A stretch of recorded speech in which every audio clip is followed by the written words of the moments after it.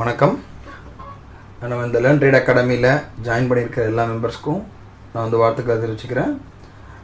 ஏன்னா நீங்கள் வந்து இப்போ இந்த லேர்ன் ட்ரேட் அகாடமியில் ஜாயின் பண்ணது மூலமாக வந்து ஆக்சுவலாக ஒரு உண்மையான விஷயத்தை வந்து நம்ம நிறைய வந்து தெரிஞ்சுக்க போகிறோம். அது என்ன மாதிரியான விஷயம்னா, இது வரையும் வந்து நிறைய வந்து நம்ம வந்து மார்க்கெட்டில் ஸ்ட்ராட்டஜின்னு சொல்லிட்டு அந்த ஸ்ட்ராட்டஜி பின்னாடி தான் போயிருப்போம். தவிர நம்ம மற்ற அதாவது மார்க்கெட்டுடைய இன்னொரு பாகத்தை வந்து நம்ம நிறைய வந்து தெரிஞ்சிக்க வேண்டிய விஷயம் நிறைய இருக்குது. ஆனால் அதை வந்து தெரிஞ்சிக்கல. ஏன்னா யாருமே சொல்ல மாட்டாங்க. அதை ஏன் சொல்லித்தர மாட்டாங்க அப்படின்னா, எல்லாருமே கிட்டத்தட்ட வந்து 90% மக்கள் வந்து எப்படி இந்த மார்க்கெட்டை தெரிஞ்சுக்கிறாங்கன்னா, யாரோ தெரிஞ்சவங்க மூலமாக, ரெஃபரன்ஸ் மூலமாக, டிவியை பார்த்து இந்த மாதிரி தான் நம்ம கற்றுக்குறோம். தவிர ஆக்சுவலாக மார்க்கெட்டில் என்ன நடக்குது அப்படின்றது யாருக்கும் தெரியாது.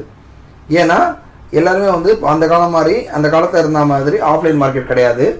அதாவது நம்ம ஆர்டர் போட்ட உடனே நாளைக்கு தான் வந்து உங்களுக்கு ரேட்ஸ் எல்லாம் தெரியும், என்ன ரேட்டில் ஆர்டர் விழுந்திருக்கு அப்படின்றது. ஆனால் இப்போ பார்த்தீங்கன்னா எல்லாமே நம்ம எலக்ட்ரானிக் மார்க்கெட் பண்ணுறதுனால நமக்கு வந்து அது ஒரு பெரிய விஷயமா தெரியல.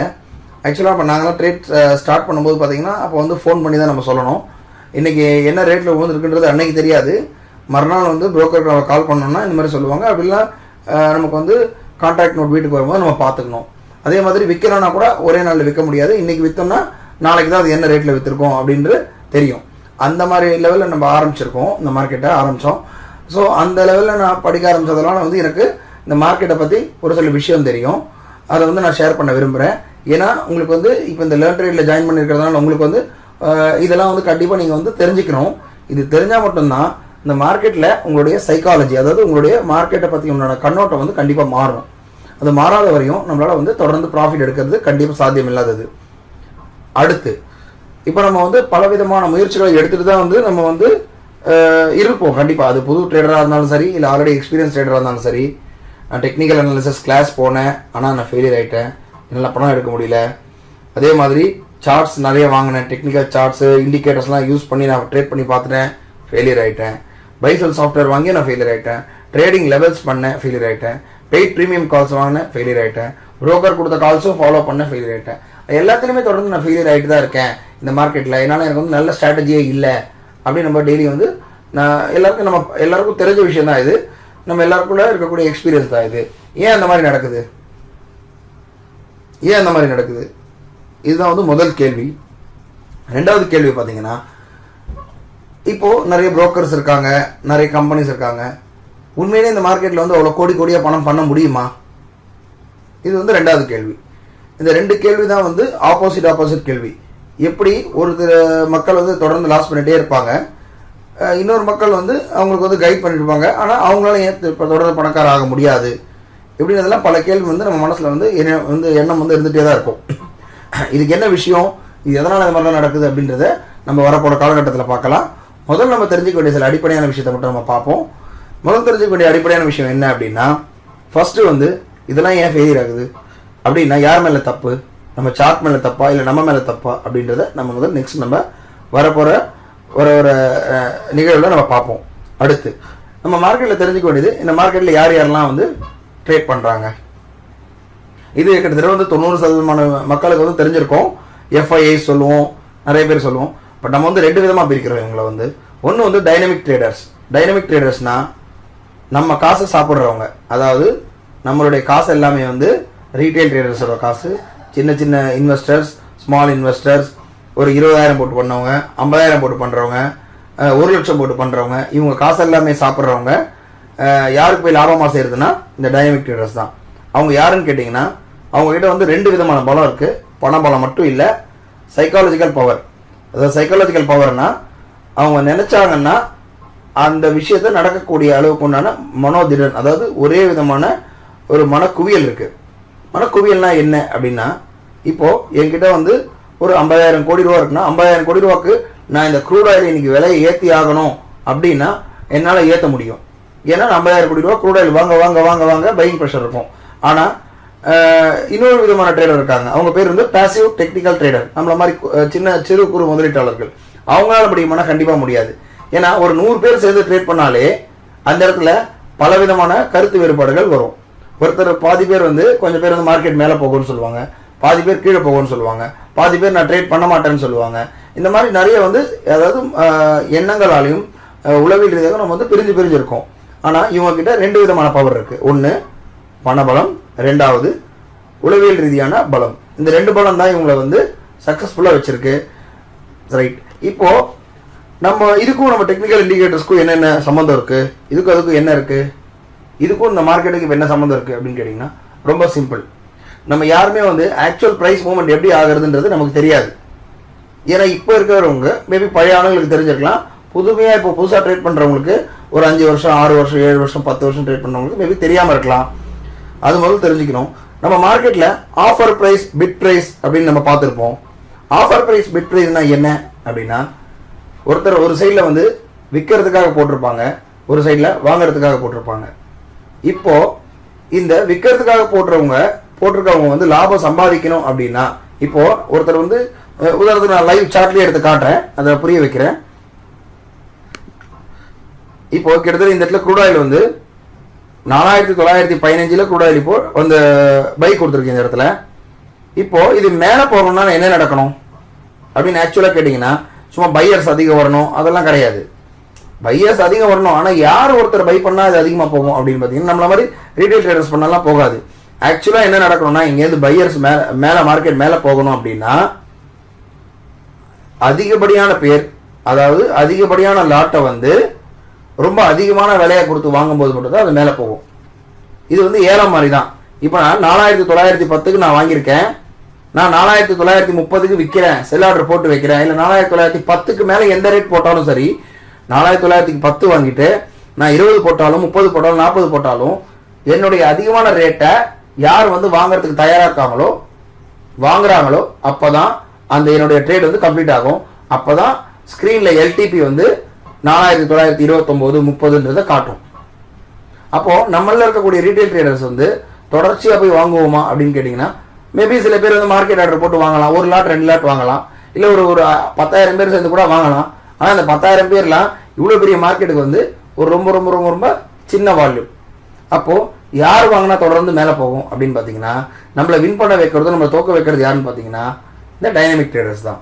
அவங்க என்ன பண்ணுறாங்க, நம்ம ஒன்ஸ் ஒரு பை பண்ணதுக்கப்புறம் நம்ம என்ன ரேட்டில் எத்தனை மக்கள் எவ்வளோ ரேட்டில் வந்து வாங்கி செல் ஆர்டர் போட்டாலும் அன்னைக்கு மார்க்கெட்டை மேலே கொண்டு போகணும் அப்படின்னா யார் யாரெல்லாம் செல் ஆர்டர் போட்டிருக்காங்களோ அவங்க போட்ட ஆர்டரை விட அதிகமான ரேட்டை கொடுத்து அவங்க பை பண்ணுறாங்க. அதாவது 4910க்கு நான் செல் ஆர்டர் போட்டிருக்கேன், இன்னொருத்தர் 12க்கு வந்து செல் ஆர்டர் போட்டிருக்காரு, 13க்கு இன்னொருத்தர் செல் ஆர்டர் போட்டிருக்காரு, 14க்கு இன்னொருத்தர் செல் ஆர்டர் போட்டிருக்காருன்னா நம்ம லாபம் எடுக்கணும், நம்ம சக்சஸ் ஆகணும் அப்படின்னா யாராவது ஒருத்தர் வந்து நம்ம என்ன ரேட்டுக்கெல்லாம் செல் ஆர்டர் போட்டிருக்கோமோ அந்த ரேட்டுக்கெல்லாம் போய் வாங்கினா மட்டும் தான் லாபம் கிடைக்கும். இப்போ நம்ம என்ன பண்ணுவோம், நம்ம ரேட்டு கீழே கம்மியாக வாங்கி மேலே விற்கிறதா நம்மளுடைய முயற்சி இருக்கும். ஆனால் டைனமிக் ட்ரேடரோட முயற்சி எப்படின்னா, அவங்க மேலே மார்க்கெட்டை கொண்டு போகணும்னா கண்டிப்பாக எந்த அதிகப்படியான ரேட் செல்லிங் இருந்தாலும் அதை போய் கண்டிப்பாக வாங்கக்கூடிய அளவுக்கு தான் அவங்க பவர் இருக்கும்.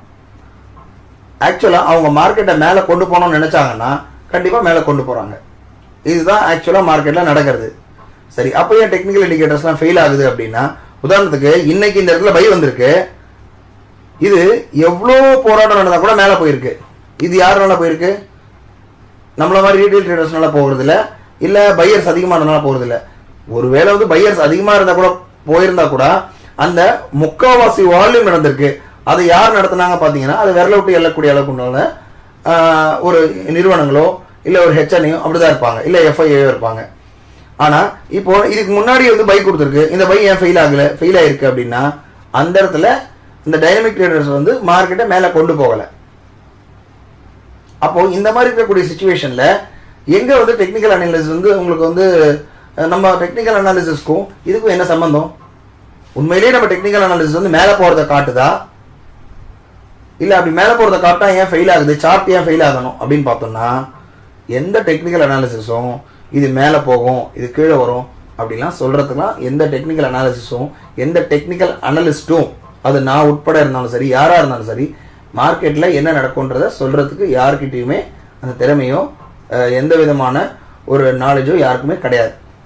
அப்போது மார்க்கெட்டை மேலே கொண்டு போகிறது எல்லாமே வந்து இந்த டைனமிக் ட்ரேடர்ஸ். அவங்க நினச்சா மார்க்கெட்டை மேலே கொண்டு போவாங்க, அவங்க நினச்சா மார்க்கெட்டை கீழே கொண்டு வருவாங்க. இன்னும் என்னென்னா மேலும் ஒரு படி போயிட்டு அவங்க டைனமிக் ட்ரேடர்ஸ் ஆனவங்க மார்க்கெட்டை விற்கணும், மார்க்கெட் வந்து கீழே கொண்டு வரணும்னா மேலே கொண்டு போவாங்க. மேலே போகணும் அப்படின்னா கண்டிப்பாக கீழே கொண்டு வந்துட்டு மேலே போவாங்க. அதாவது எப்படி சொல்கிறேன் அப்படின்னா, உதாரணத்துக்கு டைனமிக் ட்ரேடர்ஸ் ஒரு 50,000 லாட் வந்து க்ரூட் ஆயில் வச்சுருக்காங்க. இப்போ இந்த இடத்துல அவங்களுக்கு மார்க்கெட் வந்து அவங்க ப்ராஃபிட்டை புக் பண்ணணும் அப்படின்னா அந்த 50,000 லாட்டை நம்ம நினைக்கிற மாதிரி F2 போட்டு 50,000 லாட் போட்டு வித்துட்டு வெளில வர முடியாது. ஏன்னா மார்க்கெட் அந்த அவங்க போடுற செல்லிங் ப்ரெஷர்லேயே மார்க்கெட் ரொம்ப கீழே வர ஆரம்பிச்சிடும், ரொம்ப கீழே வந்துடும். அப்போ அவங்க என்ன பண்ணுவாங்க, சிம்பிளாக சொல்ல போனால் அடுத்த பிரேக் அவுட் ஸ்ட்ராட்டஜி, அடுத்த ரெசிஸ்டன்ஸ் லெவல் எங்கே இருக்கு, யார் யாரெல்லாம் வந்து முக்கால்வாசி பேர் எங்கே ஸ்டாப் லாஸ் போட்டிருக்காங்க, எந்த லெவல் மேலே போச்சுன்னா எல்லாரும் மக்கள் பை வருவாங்கன்றது தெரியும். அந்த லெவலை வரையும் மார்க்கெட்டை மேலே கொண்டு போவாங்க. 50,000 லாட் கூட இன்னொரு 5,000 லாட் வாங்கிட்டா கண்டிப்பாக அந்த லெவலை அச்சீவ் பண்ண முடியும்னா அந்த லெவல் வரையும் கொண்டு போயிடுவாங்க. கொண்டு போன உடனே நம்ம என்ன நினைப்போம், ரெசிஸ்டன்ஸ் கட் ஆகிட்டான், நம்ம கிட்ட இருக்கிற லெவல் பிரகாரம் மார்க்கெட் வந்து பை ஆயிடுச்சு, இனிமேல் மேலே போவான்னு சொல்லிட்டு நம்மள மாதிரி ஜென்ரல் பப்ளிக் எல்லாமே போயிட்டு அதை போய் பை பண்ணுவோம் அந்த ரெசிஸ்டன்ஸ் கட் ஆன உடனே. அப்போ அவங்க கிட்ட இருக்கக்கூடிய பொசிஷனை கொஞ்சம் கொஞ்சமாக கட் பண்ணி வெளியில் வந்துடுவாங்க. அந்த லெவலுக்கு மேலே அதுக்கப்புறமா வந்து பையிங் ப்ரெஷர் யாரும் வாங்குறதுக்கு ஆள் இல்லாதனால நம்மள மாதிரி ரீட்டைலர்லாம் நம்ம பிரிஞ்சிருக்கோம் சைக்காலஜிக்கலாக, அதனால அந்த இடத்துலேருந்து மார்க்கெட் கீழே வருது. இதுதான் வந்து அன்றாடம் நடக்கிறது. அதே மாதிரி அவங்க ஆல்ரெடி ஷார்ட்ல இருக்காங்க, மார்க்கெட் நல்லா கீழே வந்துருச்சு. இப்போ அவங்க அந்த ஷார்ட் பொசிஷனை கவர் பண்ணணும்னா உடனே அவங்க வந்து இருக்கக்கூடிய எல்லா பொசிஷனும் அவங்க உடனே பை பண்ணாங்கன்னா அந்த பையிங் ப்ரெஷர்லேயே திருப்பி அது வந்து மார்க்கெட் மேலே போயிடும்.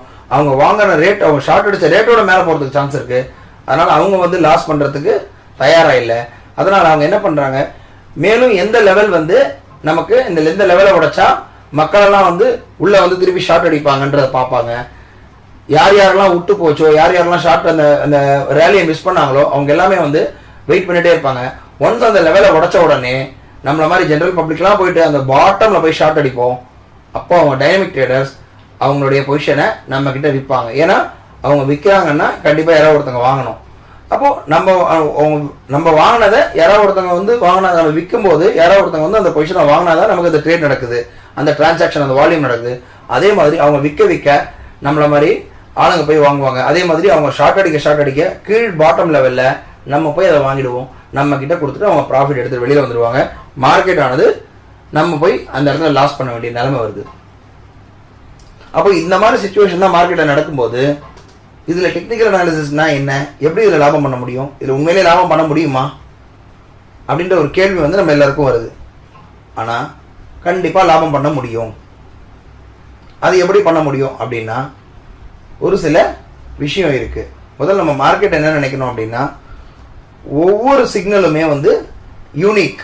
அதாவது ஒவ்வொரு தடவை மார்க்கெட் ஏறுது இல்லையா, அது ஏறதா இருக்கட்டும் இறங்குறதா இருக்கட்டும், அது வந்து ஒரு சிக்னலுக்கும் இன்னொரு சிக்னலுக்கும் கம்பேர் பண்ணும்போது ஒரு புது சிக்னலாக தான் நடக்குது. அந்த இடத்துல புது விதமான ஆப்ரேட்டர், புது விதமான பையர்ஸ். ஏன்னா லாஸ்ட் டைம்ல நம்ம இருந்தப்போ நம்ம அந்த ட்ரேட் பண்ணியிருப்போம், ஆனால் இந்த ட்ரேட் நம்ம பண்ண மாட்டோம். வேற யாராவது வந்து மார்க்கெட் உள்ள இருந்து பண்ணுவாங்க, பை மேலே ஏற்றுறதோ கீழே இறக்குறதோ, இல்லை வேற ஏதாவது ஆப்ரேட்டர் வரலாம். ஸோ ஒவ்வொரு சிக்னலுமே புது சிக்னல். ஸோ போன தடவை வந்து எக்ஸ் இருக்கிற எக்ஸ் ஆப்ரேட்டர் வந்து மார்க்கெட்டை மேலே ஏற்றுவான். இந்த இடத்துல பார்த்தீங்கன்னா போன தடவை மார்க்கெட் வந்து பைக் கொடுத்து மேலே போகலை. போன தடவை வந்து எக்ஸ் ஆப்ரேட்டர் வந்து மேலே ஏற்றணும்னு நம்ம விருப்பம் இல்லை, கொஞ்சம் ஏற்றுற மாதிரி ஏற்றிட்டு நம்ம கிட்ட கொடுத்துட்டு வெளியில் வந்திருப்பான். ஆனால் இந்த தடவை இருக்கிற ஆப்ரேட்டர் வந்து அவனுக்கு வந்து மார்க்கெட்டை கண்டிப்பாக மேலே ஏற்றி ஆகணும், டைனமிக் ட்ரேடருக்கு வந்து மேலே ஏற்றி ஆகணுன்ற ஒரு நிர்பந்தம் இருக்கும். ஸோ அதனால மேலே மார்க்கெட் ஏற்றுறான். ஸோ போன தடவை நடந்தவுடைய சிச்சுவேஷன் கதை வேற மாதிரி இருக்கும், இப்போ நடக்கிறது வேற மாதிரி இருக்கும். அப்படி இருக்கிற சிச்சுவேஷன்ல நம்ம சிக்னல்ஸ்லாம் என்ன பண்ணுதுன்னா ஒரு பிரைஸ் மூவ் ஆகும்பொழுது, ஒரு லெவலை விட்டு மூவ் ஆகும்போது இந்த பிரைஸ் மேலே போகுது அப்படின்றத வந்து வேரியஸ் கேல்குலேஷன் மூலமாக, இண்டிகேட்டர் மூலமாக நமக்கு ஒரு ஏரோ மார்க் மூலமோ லெவல் மூலமாகவோ கால் மூலமோ நமக்கு காட்டுது, அவ்வளவுதான். ஆனா அதை வந்து யார் ஏத்துறாங்க, அந்த நோக்கம் என்ன, அவங்களுக்கு வந்து உண்மையிலே மேலே கொண்டு போற நோக்கமா இல்ல மார்க்கெட்டை கீழே கொண்டு வர நோக்கமாலாம் வந்து எந்த டெக்னிக்கல் சார்ட்டுக்கும் தெரியாது. ஆனா நம்ம என்ன பண்றோம், நம்ம இந்த சார்ட் வந்து வச்சிருக்கோம், நம்ம வந்து இவ்வளவு ரூபா கொடுத்து சார்ட் வாங்கியிருக்கோம், இவ்வளவு கால் சப்ஸ்கிரைப் பண்ணியிருப்போம், போன கால் சக்சஸ் ஆச்சு, இந்த கால் சக்சஸ் ஆகல, அப்ப இந்த சார்ட் வேஸ்ட்.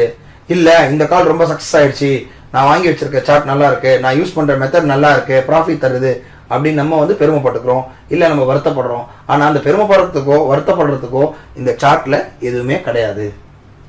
அப்ப எப்படி நம்ம லாபம் எடுக்க முடியும், இது ரெண்டாவது கேள்வி. இல்ல உண்மையிலேயே இந்த மார்க்கெட்ல வந்து பணம் சம்பாதிக்க முடியுமா இப்படி இருக்கிற பட்சத்துல? ஏன்னா இவங்க வந்து நம்ம லாபம் சம்பாதிக்கணும்னா டைனமிக் ட்ரேடரை விட நம்ம வந்து இன்னும் கொஞ்சம் ஸ்மார்ட்டா திங்க் பண்ணி பண்ணாதான் பணம் சம்பாதிக்க முடியும். அப்போ எப்படி நம்ம ஸ்மார்ட்டாக ட்ரேட் பண்ண முடியும் அப்படின்ற கேள்வி இருக்குது. அதுக்கு ஒன்றுமே இல்லை, ரொம்ப சிம்பிள். நம்ம எந்த சூதுலையும் வின் பண்ணுறதுக்கு சில டெக்னிக் இருக்குது. அந்த மெத்தட், இந்த டெக்னிக்லாம் வந்து ரொம்ப வந்து இதில் வந்து ரொம்ப சொல்கிறதுக்குலாம் ஒன்றும் இல்லை, ரொம்ப சிம்பிளான டெக்னிக் தான். ரொம்ப எளிமையான விஷயத்தில் நான் புரிய வைக்கிறேன்.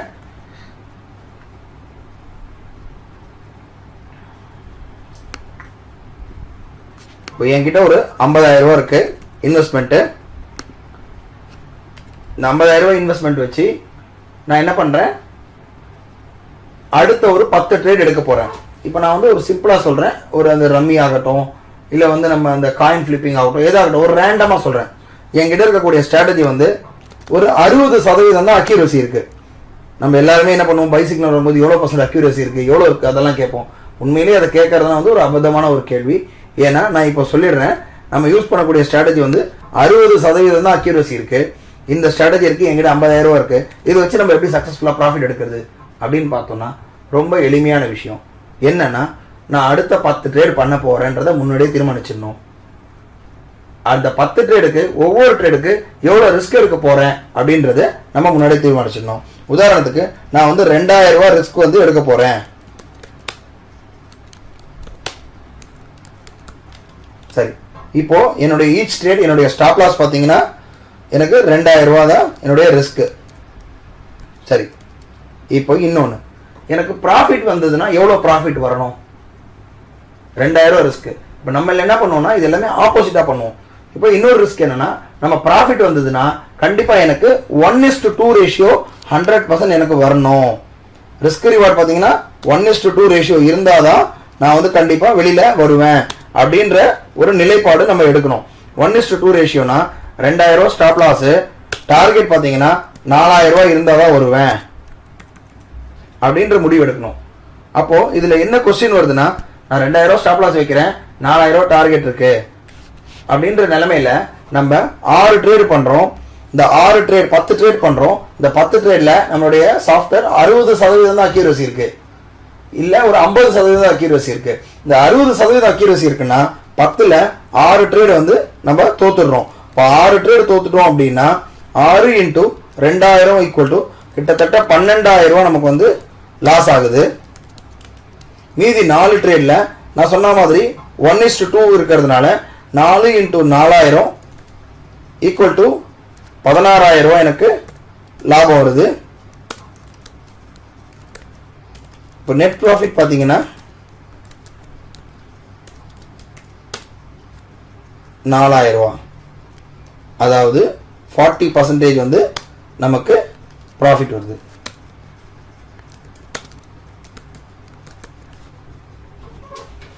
அதாவது நம்ம ஒரு ட்ரேடுல போகும்போது 2,000 ரூபா ஸ்டாப் லாஸ் எடுக்கிறேன், லாபம் வந்துன்னா 4,000 ரூபா வந்தால் தான் வருவேன் அப்படின்ற நிலைமையில் நம்ம போகிறோம் அப்படின்னா, நம்ம 10க்கு 5 ட்ரேட் வின் பண்ணால் கூட 5 × 2,000 10,000 ரூபா ரிஸ்க் லாஸ் ஆகுது.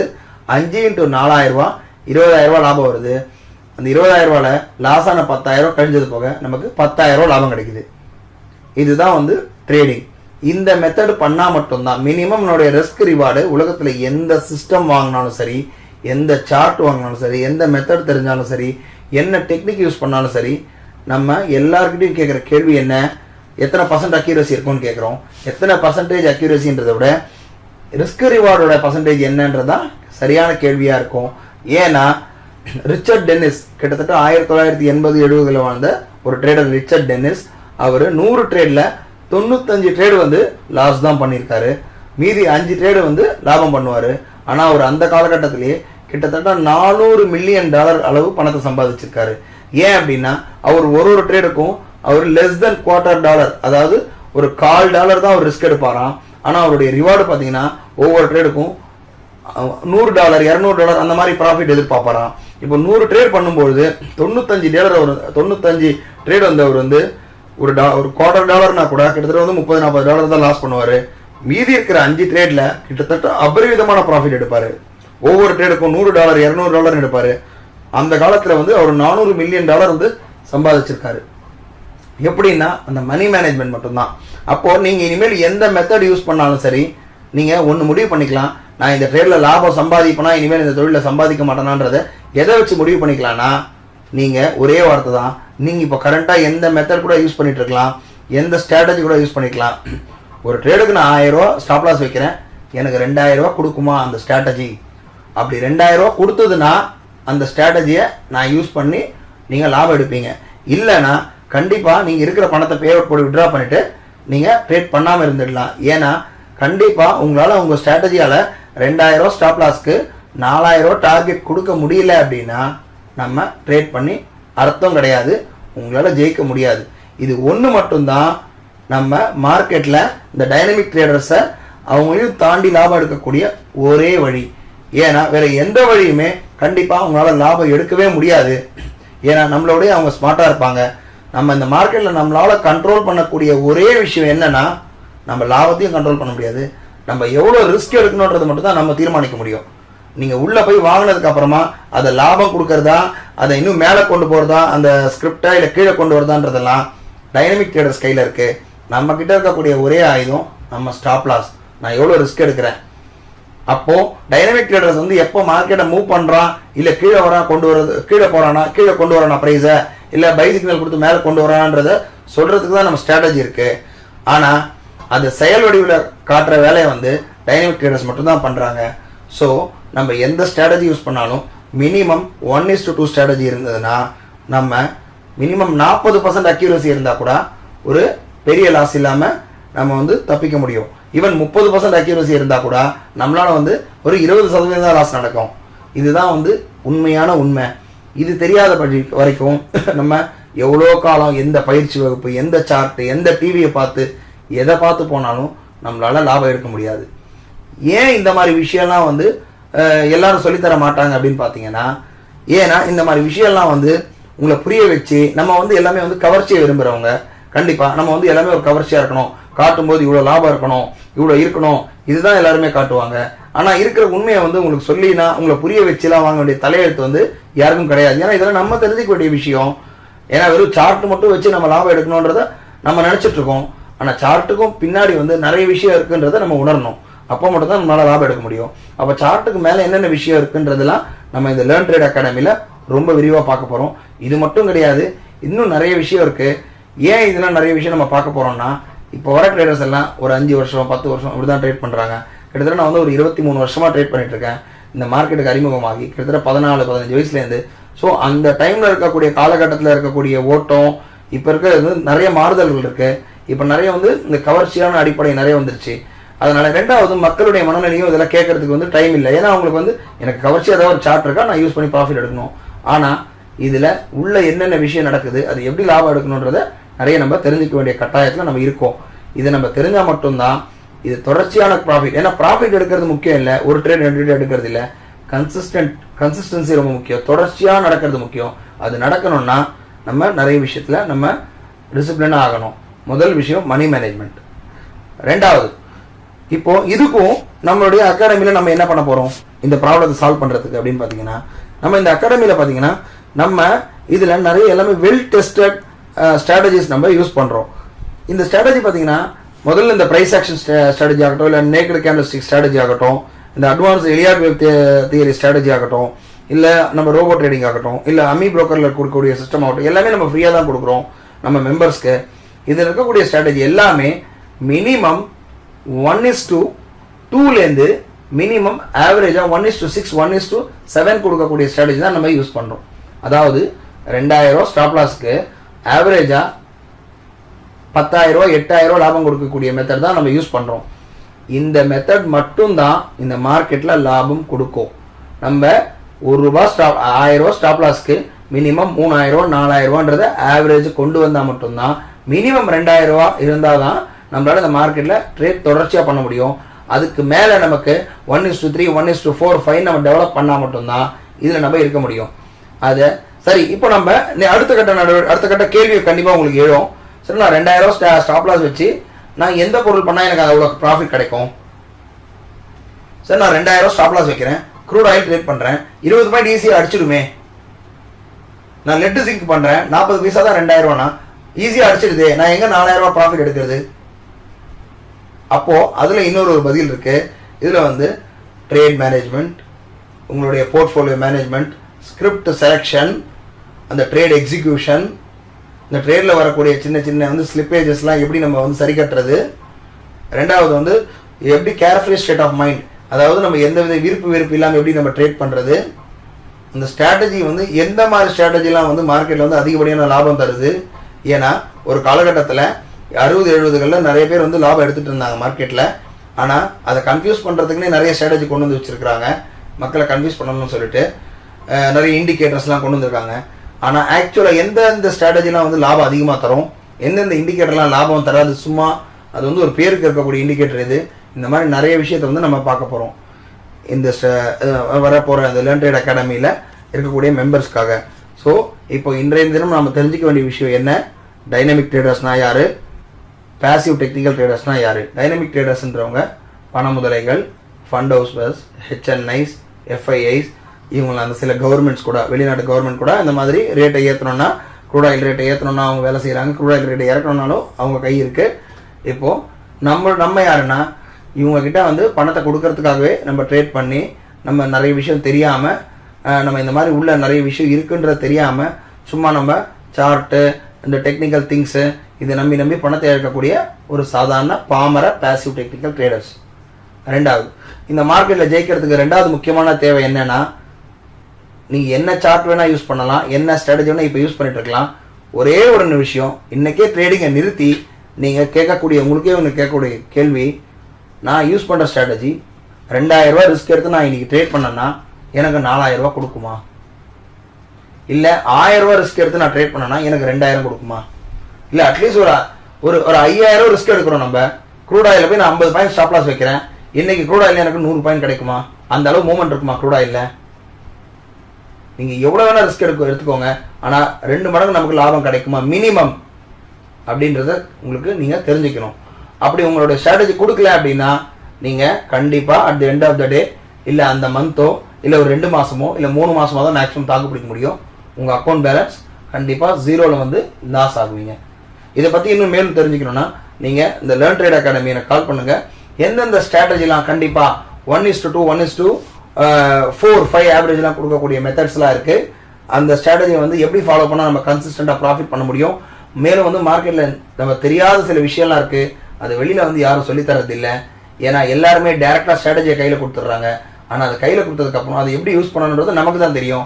ஆனால் நம்ம அதை யூஸ் பண்ண தெரியாமல் யூஸ் பண்ணிவிட்டு கடைசியில் நம்ம வந்து குறை சொல்கிறது அதே விஷயந்தான் இருக்கும். நம்ம என்ன தெரிஞ்சுக்கணுன்றதை நம்ம பார்க்கலாம். இதன் மூலமாக நம்ம வந்து அந்த நாலேஜ் டெவலப் பண்ணுவோம். மேலும் விவரங்களுக்கு உங்களுக்கு தெரிஞ்சுக்கணுன்னா நம்ம டிஸ்கிரிப்ஷனில் இருக்கிற நம்பரை கூப்பிடுங்க, என்னால் முடிஞ்ச அளவு நான் சொல்லித்தரேன். நன்றி, வணக்கம்.